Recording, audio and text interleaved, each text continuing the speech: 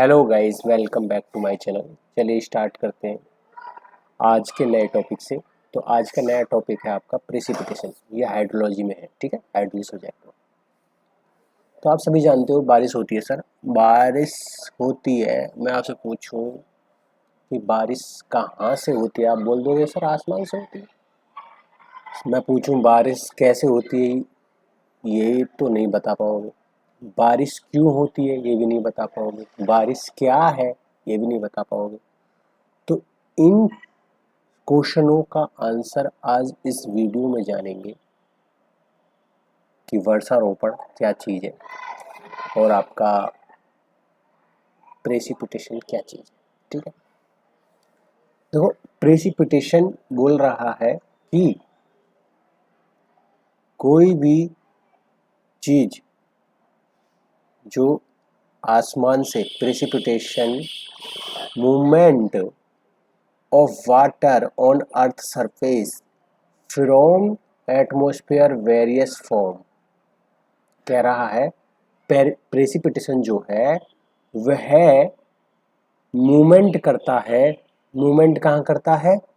अर्थ की सरफेस पर मूवमेंट करता है। कहाँ से करता है? हमारे वातावरण से करता है। किसकी फॉर्म में? विभिन्न विभिन्न आकार और वेरियस फॉर्म में करता है। वेरियस मतलब डिफरेंस डिफरेंस, अलग अलग फॉर्म में करता है। देखो, वेरियस फॉर्म में ऐसा हो सकता है। देखो, जो हमारे एटमॉस्फेयर से अर्थ की सरफेस पर जो पानी गिर रहा है, चाहे वो सॉलिड फेस में हो, चाहे लिक्विड फेस में हो, चाहे गैसियस फेस में हो, तो वो जो गिर रहा है उसी को हम पानी को प्रेसिपिटेशन बोलते हैं। आप बोलोगे सर बारिश हो रही है या पानी गिर रहा है, तो सर हर जगह तो बारिश नहीं होती, पानी नहीं गिरता, कहीं ओले भी गिरते हैं, कहीं बर्फ भी गिरती है। बेटा, प्रेसिपिटेशन दो चीज़ों पर डिपेंड बहुत ज़्यादा करती है। पहला आपकी लोकेशन, ठीक है ना। पहली क्या चीज़ है? आपकी लोकेशन। और दूसरी क्या चीज़ है? आपका एटमॉस्फेयर टेम्परेचर। इस पे सबसे ज़्यादा डिपेंड करती है।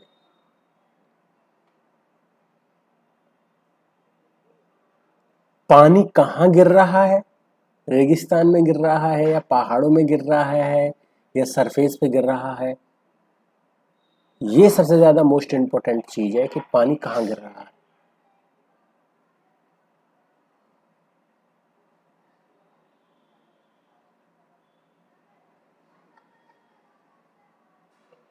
बस जहां जहां वो गिर रहा है, ऊपर से गिर तो रहा पानी है, पानी ही है ऊपर, ऊपर से जो गिर रहा है। कहीं ऊपर उसका बर्फ में कन्वर्ट हो जा रहा है, कहीं धरती पे आने से पहले कन्वर्ट हो जा रहा है वो बर्फ में पानी,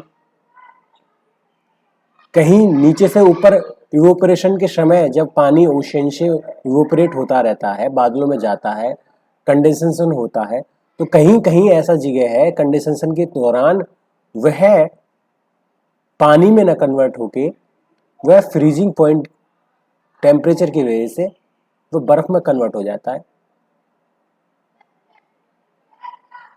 कहीं तो ऊपर ही बर्फ बन गया और कहीं वह पृथ्वी की सतह पर डिपेंड करता है कि पृथ्वी की सतह कैसी है। हिल है, हिल में हिल होगी तो भाई जितना ऊपर जाओगे 5.5 किलोमीटर, 5.5 डिग्री सेल्सियस पर किलोमीटर हमारा टेम्परेचर डिफरेंस हो जाता है। यदि हम जितना ऊपर 1 किलोमीटर चलेंगे ऊपर, तो 6.5 डिग्री सेल्सियस टेम्परेचर हमारा चेंज हो जाएगा, घट जाएगा। तो पहाड़ों पर तो भाई कितने किलोमीटर चलना पड़ता है, पहाड़ तो हमारे कई कई किलोमीटर है। तो कहने का मतलब है जितना हम ऊपर जाएंगे हमारी जितनी भी चीजें हैं, ये हवा है, वो ठंडी होती रहेगी।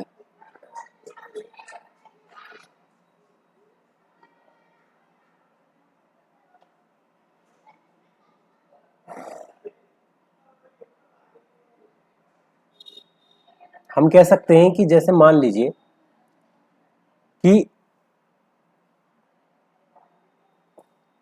हमारा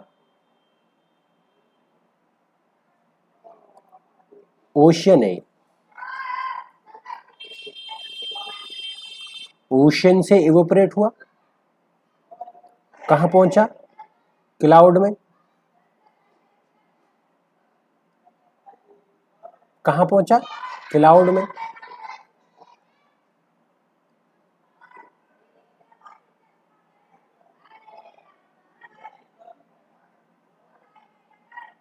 क्लाउड से कंडेंस, जो पानी यहां पर गर्म था, पानी गर्म होकर वो ऊपर तो गया है, ऊपर जितना ऊपर जाता रहेगा पानी, वो पानी ठंडा होता रहेगा।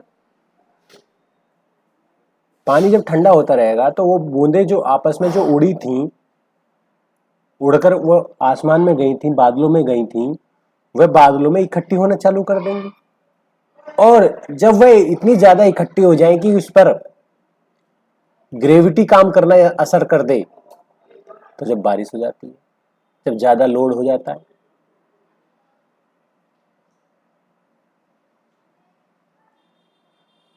हमारी वर्षा ऐसे नहीं होती, हमारी वर्षा कई चीजों पर निर्भर करती है। कहीं कहीं आपने देखा होगा, यदि बारिश हो रही है तो बारिश होने से पहले वहां का टेम्परेचर भी डिफरेंस हो जाता है। उस टेम्परेचर में एक प्रकार से मॉइस्चर प्रेजेंट हो जाता है, मॉइस्चर, नमी का आभास होता है। कहीं कहीं बारिशों में, ज्यादातर बारिशों में नहीं, 70 से 80% हमारी वर्षा ऐसी होती है कि बारिश होने से पहले हमें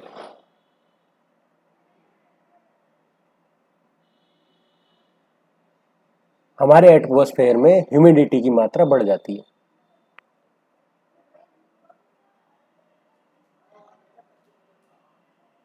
आपने देखा होगा गर्मियों के समय में जब बारिश पड़ती है या सावन के समय में जब बारिश पड़ती है तो बारिश होने से पहले घटा घटा आ जाती है ना हमारे यहाँ वातावरण में। तो वो जो वातावरण में जो घटा आ जाती है, जो बादल आ जाते हैं, कह देते हैं हम देसी भाषा में कि घटा आ गई, लेकिन वो बेटा घटा तो आई है, लेकिन हमारे वातावरण में पानी की मात्रा, पानी के जो मॉइस्चर कंटेंट है या ह्यूमिडिटी है, वह मात्रा बढ़ी है।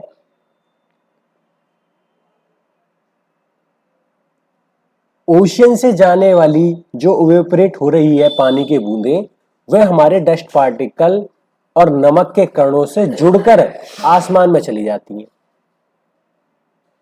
ऐसे नहीं चिपकती वो बूंदें, छोटी छोटी होती हैं, जैसे मॉइस्चर बहुत छोटी छोटी बूंदें होती हैं, वह जब उड़ती हैं वो बाद हवा में उपस्थित डस्ट पार्टिकल, नमक के पार्टिकल, और उन्हीं नमक के पार्टिकलों को या डस्ट के पार्टिकल को हाइग्रोस्कोपिक न्यूक्लियाई बोलते हैं। तो हाइड्रोस्कोपिक न्यूक्लियाई की वजह से या उसमें चिपक कर, क्योंकि हाइड्रोस्कोपिक जो ये हैं आपके न्यूक्लियाई हैं, हम कह सकते हैं ये आयनों से भरे हुए हैं। भाई जाहिर सी बात है, नमक है तो NaCl है, Na+ है, Cl- है, तो आयन है उसमें। धूल के कण हैं, हम कह सकते हैं सर इसमें आयन है। पानी है, H2 है, इसमें भी आयन है। अब ये यदि हमारा जब वातावरण में चेंजेस होता है, पानी या एक प्रकार से कह सकते हैं गर्मी होती है, किसी भी केमिकल रिएक्शन में आप देखते होंगे कि उसमें केमिकल रिएक्शन में टेम्परेचर डिफरेंस तो जरूर होता है, या भाप निकल रही है या गर्मी निकल रही है। आप सबसे पहले चूना ही देख लीजिए, चूने को यदि पानी में मिला दें तो वो जो पानी जो आप ठंडा मिलाओगे तो कुछ देर में आप उंगली नहीं लगा सकते, इतना गर्म पानी हो जाता है, भाप उड़ने लगती है उसमें से गर्म गर्म। जो पुताई करने के लिए जो चूना करते थे पहले बड़े बूढ़े, तो इसका क्या अर्थ है कि जहां केमिकल रिएक्शन हो रही है, सर जी केमिकल रिएक्शन जहां हो रही है, इसका मतलब सर इसमें टेम्परेचर बहुत ज्यादा रोल करता है, निभाता है। या तो टेम्परेचर उस H2O को या NaCl को तोड़ देगा, या डस्ट पार्टिकल को तोड़ देगा, तोड़ के उसमें से वाटर के मॉलिक्यूल को ले लेगा, वह चिपक कर वो आसमान में चले जाते हैं। जो छोटे छोटे जो बूंदे होती हैं, जो मॉइस्चर होते हैं, वह ऊपर जाकर बादलों में फिर वो इकट्ठे होने लगती है, कंडेंसन होने लगता है। कंडेंसन क्या है सर? सर यहां से तो पृथ्वी से गर्म वातावरण की वजह से, गर्म हवा की वजह से वो गर्म तो हो गया समुद्र में पानी, और ऊपर जाके सीधे वेपर से सीधे लिक्विड में कन्वर्ट हो गया। उसी प्रोसेस को बोल दिया कंडेंसेशन। कंडेंसेशन बेटा, कंडेंसेशन जब हुई तो ऊपर हवा भी बहुत तेज चलती है, नीचे तो हवा आपकी थोड़ी कम चलती है, कम स्पीड में, कम वेलोसिटी में। ऊपर जितने ऊपर जाते रहोगे हमें टेम्परेचर भी में डिफरेंस मिलेगा और हवा भी बहुत तेज तेज चलेगी। तो हवाओं के कारण जो वो बादल थे, जो मॉइस्चर वाले बादल थे, वह पृथ्वी के, या कह सकते हैं आप पृथ्वी की सतह पर आने की कोशिश करते हैं समुद्र की सतह से। वो सर क्यों आते? क्योंकि पृथ्वी की सतह पर गर्मी होने के कारण वहां लो टेम्परेचर या लो प्रेशर हो जाता है। हाई टेम्परेचर तो होगा बेटा, लेकिन लो प्रेशर हो जाएगा, क्योंकि वहां भाई पृथ्वी पर यदि सूरज की किरणें पड़ रही हैं और उसी समय ओशियन पर सूरज की किरणें पड़ रही हैं, तो ओशियन तो अपने पानी को ठंडा करने के लिए बूंदे देता रहेगा, पानी को देता रहेगा ठंडा हो जाए, लेकिन वो सूरज की गर्मी तो ठंडी नहीं होगी। लेकिन जो पृथ्वी की सतह है वहां पर क्या है, सूरज की गर्मी आती रहेगी, लेकिन वहां पर ऐसा कोई पार्टिकल या कोई चीज ऐसी है नहीं, वो गर्म पर गर्म होती रहेगी। जब वहां गर्म ही गर्म होती रहेगी, गर्म हवा चलने लगेगी, तो वहां बेटा लो प्रेशर जनरेट हो जाएगा। वो जो गर्म हवाएं आप कहते हो, गर्म हवाएं हमारी सीधे आसमान में जाती हैं, या आप कहते हो ना कि ठंडी, भाई आपने सुना होगा घर मकानों में जो हम विंडो है, या एक बार से कहते हैं वेंटिलेटर बोलते हैं, वॉशरूम में जो लगाते हैं, वो ऊपर की साइड क्यों लगाते हैं? क्योंकि सर उसमें जो गर्म हवाएं होती हैं वो ऊपर को जाती है सर, नीचे नहीं जाती, क्योंकि उसमें लो प्रेशर हो जाता है गर्मियों के कारण। जो गर्म हवाएं हमारी, जो वजह से आपने देखे होंगे हॉट बैलून, बहुत बड़े बड़े बड़े बैलून हैं, वह हवाओं में जाते हैं।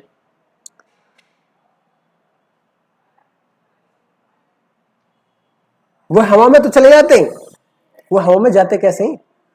क्योंकि आपने देखा होगा एक ऐसा सिलेंडर भी होता है जिसमें से गर्मी निकालते रहते हैं, गर्म आग जलाते रहते हैं उसमें, बैलून को ऊपर उठाने के लिए,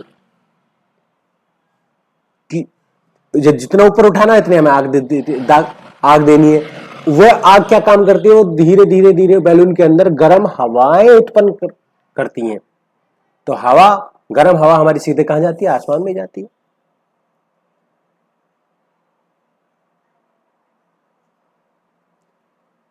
मैं ये बोल रहा हूं बेटा कि जो हमारी पृथ्वी की सतह पर है वो लो प्रेशर हो जाता है, और जो बारिश के जो बादल हैं, जो बूंदे की जो बादल है, वह क्या है आपका? वहां हाई प्रेशर है, वहां ठंडी हवा है। ओशन के पास जो है वह ठंडी हवाएं, क्योंकि सूरज की गर्मी ओशन पे गिरती है, तो वो तो पानी को एब्जॉर्ब करके हवाएं जो है वो उड़कर आसमान में चली जाती हैं, वहां तो गर्म होती ही नहीं है। वहां गर्मी इतनी ज्यादा टेम्परेचर डिफरेंस नहीं होता जितनी सतह पर होता है।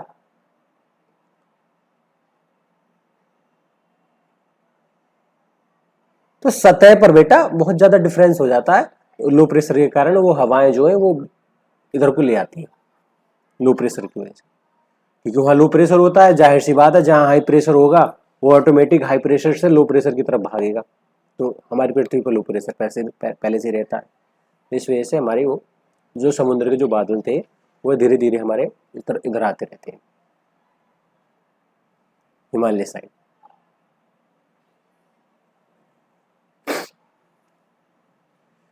और प्रेसिपिटेशन दो चीजों पर बहुत ज्यादा डिफरेंस करता है। जब हमारे वातावरण में रिलेटिव ह्यूमिडिटी ज्यादा हो जाएगी। सर रिलेटिव ह्यूमिडिटी क्या है? मान लीजिए एक धूल का कण है, ये NaCl है, नमक के कण है, उसकी क्षमता है, ये मान लीजिए मेरी क्षमता है सर 50 किलो का कट्टा उठाने की, इससे ज्यादा नहीं उठा सकता। यदि मैंने 20 केजी उठा दिया तो इसका मतलब मैं 30 केजी और उठा सकता हूं। जब मैं 20 केजी उठा रहा हूं तो मेरी रिलेटिव ह्यूमिडिटी 20 हो जाएगी। 20 लीटर यदि मैं मान लीजिए 50 लीटर कन्वर्ट कर लो केजी की जगह, 50 लीटर मैंने मुझे पानी ढो सकता हूं मैं अपने सिर पर। हाँ सर जी ढो सकते हो। चलो यदि बेटा मेरी क्षमता है कि मैं 50 लीटर पानी ढो सकता हूं, शरीर पर रख सकता हूं, वजन लोड कर सकता हूं,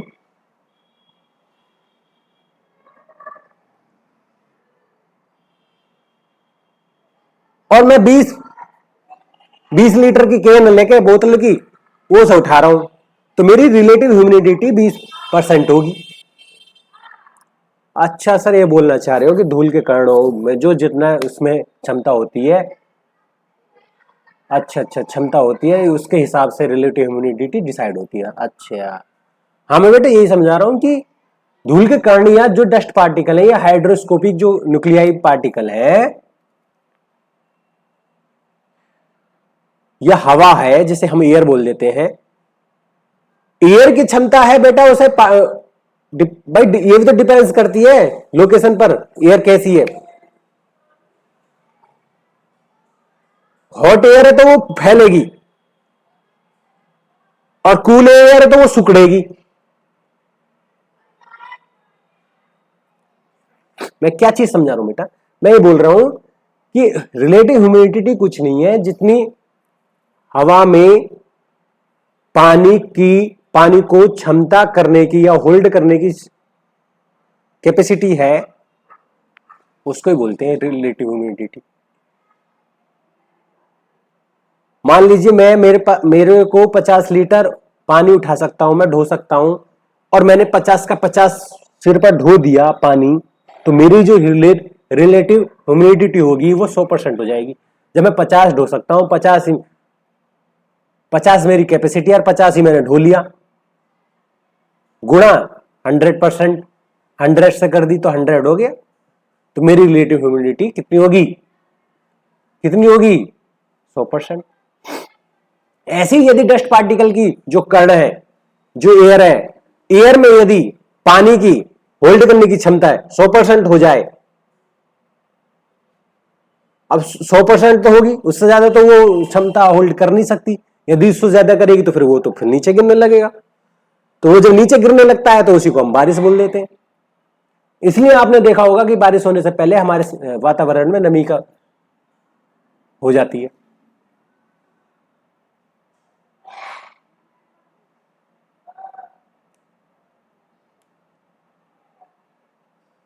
चलो मैं एक एक टॉपिक पढ़ते हैं, अब आप समझ गए हो गया आई होप। प्रेसिपिटेशन हम जान रहे थे क्या है। दूसरी डेफिनेशन मैंने बहुत अच्छी तरीके से लिखी है कि precipitation is a water vapour. Precipitation क्या है कि वाटर वेपर है that has condensed from cloud to fall as liquid rain or solid snow or hail. Precipitation कुछ नहीं है, प्रेसिपिटेशन पानी की बूंदे हैं, वेपर है, पानी वेपर है जो कंडेंस हो जाती हैं या कंडेंसेशन हो जाती हैं, जो वेपर से सीधे पानी में कन्वर्ट हो जाती हैं, उसे कंडेंसेशन बोलते हैं। और वह बादलों से गिरने लगती हैं, लिक्विड की फेस में जो गिरेगी वो रेन हो जाएगी। देखो इसमें लिखा लिक्विड की फेस में होगी तो रेन होगी, देखो ये लिखा लिक्विड होगी तो रेन, और जो सॉलिड होगी तो स्नो, और सॉलिड होगी तो हेल।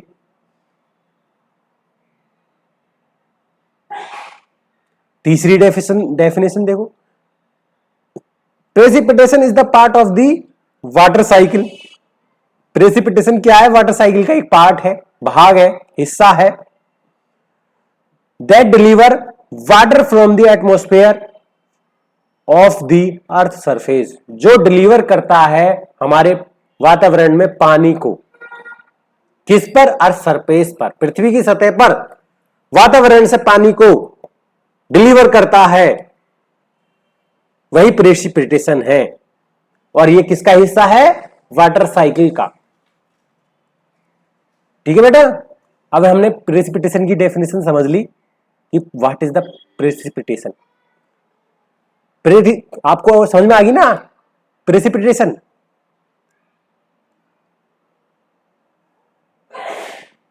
अब आइए, इसमें लिखा है कि प्रेसिपिटेशन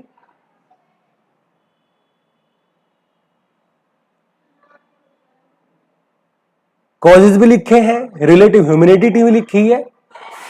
समझो कि the atmosphere must have moisture, हमारे वातावरण में मॉइस्चर होना जरूरी है बारिश होने के लिए। और they are all formed by cloud, मतलब जहां क्लाउड बनते हैं वो बनते हैं ट्रोपोस्फियर में, विच आर ग्राउंड, मतलब जमीन से 8 से 16 किलोमीटर ऊपर बनते हैं ये बादल, जिसको ट्रोपोस्फियर लेयर बोलते हैं। आपसे कोई पूछे कि बादल कहां बनते हैं, कौन सी स्फीयर में बनते हैं, ट्रोपोस्फियर में। और कितने से कितने किलोमीटर तक सर, 8 से 16 किलोमीटर तक पृथ्वी के ऊपर तक बनती हैं। कहां से, 8 से 16।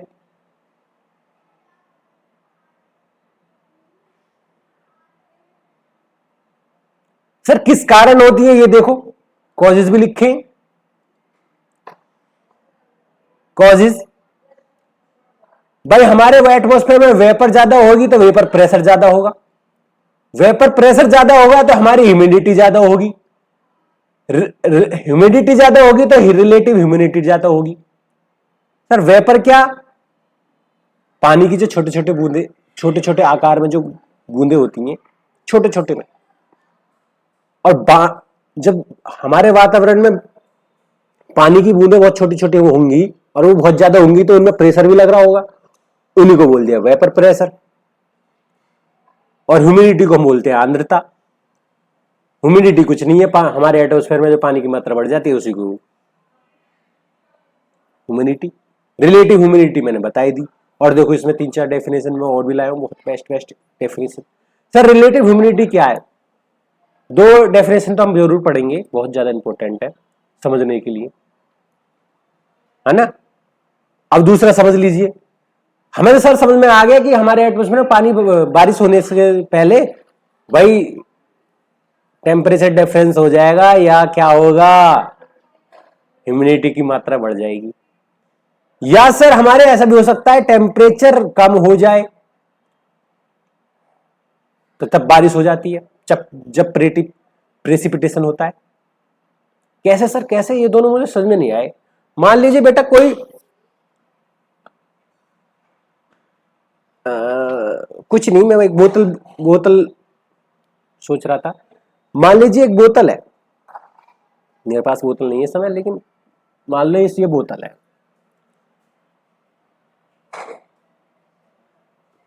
बोतल लियो, बोतल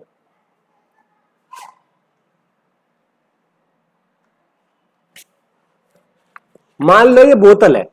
हमें पता है सर इसमें जो पानी है वो यहां पर है, कहां पर है, यहां पर है, यहां पर है, मतलब 50% से कम है, 40% है। इस पानी की जो क्षमता करने की, जो पानी क्षमता कर सकता है वो 100% मान लो इस यहां से यहां तक, लेकिन अभी कितनी करी है, 40%। तो इसकी क्या है रिलेटिव ह्यूमिडिटी, 40%। यदि बोतलें पूरी भर जाती तो कितनी होती, 100%। ये तो होगी पहला। दूसरा क्या है सर, हमारी बोतल में पानी के क्षमता करने की जो है, होल्ड रखने की शक्ति जो है, वो टेम्परेचर पर डिपेंड करती है। कैसे, हमें पता है सर गर्म हवाएं फैलती हैं, गर्म हवाएं हमारी क्या करती हैं, फैलती हैं।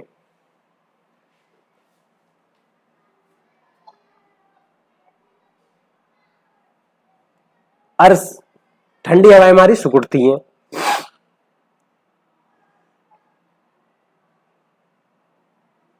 जब हमारी टेम्परेचर कम होने लगता है जो, तो वेपर होल्ड करने की जो क्षमता है वो भी कम होने लगती है, क्योंकि वह सिकुड़ता रहता। अब जैसे ये अलग अलग हाथ है, तो मैं इनको अलग अलग हाथों में एब्जॉर्ब कर सकता हूं पानी को, जैसे उंगली है, ये धूल के करना है, तो मैं 10 उंगली है तो मैं 10 वाटर को होल्ड रख सकता हूं। अब जैसे सर्दी होगी तो ये इकट्ठी होंगी, इकट्ठी हुई तो ये एक वेपर में कन्वर्ट, एक पानी में बूंदों में ड्रॉप में कन्वर्ट हो जाएगा, तो इसकी कैपेसिटी कम हो गई, जाहिर सी बात है, इसलिए बारिश।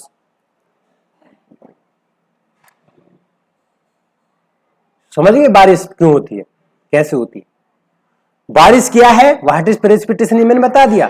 कैसे होती है, किन दो कारणों की वजह से होती है, सर टेम्परेचर की वजह से। ऊपर जाकर सर हवाएं हमारी ठंडी हो जाती हैं, और हमारे वातावरण में ठंडी हवाएं जो है वो पानी को इतनी जल्दी होल्ड नहीं रख सकती, ज्यादा देर तक होल्ड नहीं रख सकती, जिस कारण वह बारिश हो नीचे गिरने लगती है, नीचे गिरने से बारिश में कन्वर्ट हो जाती है। आप समझते हैं रिलेटिव ह्यूमिडिटी, रिलेटिव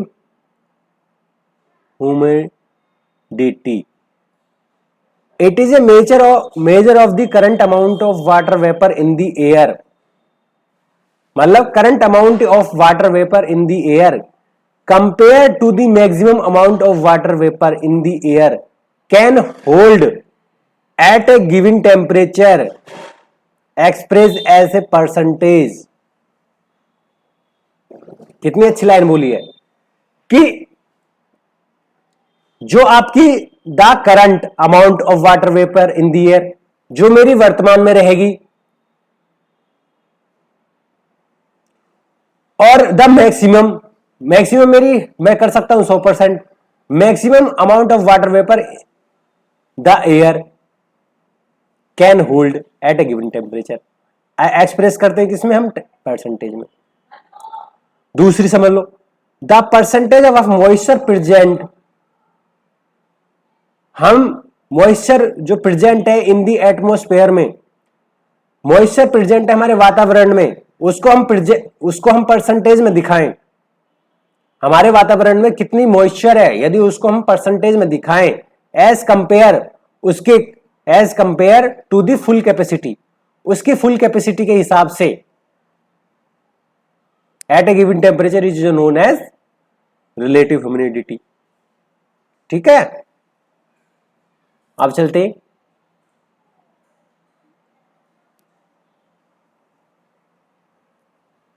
देखो ये बारिश की बूंदे हैं, 10 डिग्री सेल्सियस है, 10 डिग्री सेल्सियस है, 10 डिग्री पे इसने 100% पानी को एब्जॉर्ब किया, 20 डिग्री पे भाई जाहिर सी बात है, मैंने बोला था कि जितनी ज्यादा गर्मी होगी, गर्म हवा होगी, तो हमारे एटमॉस्फेयर में जो हाइड्रोस्कोपिक न्यूक्लियाई हैं उसकी कैपेसिटी भी घट जाएगी पानी को होल्ड रखने की। जैसे 10 डिग्री टेम्परेचर बलदा, 10 डिग्री से 20 डिग्री हो गया, 10 डिग्री का डिफरेंस हुआ, तो हमारे वाटर वेपर जो है वो आधा हो गया, उसकी फिर क्या है 50%। और 30 डिग्री पर मान लीजिए ये हो गया। ठीक है बेटा, इस डायग्राम से समझ पाए होगे। एक और डेफिनेशन देख लो, जब द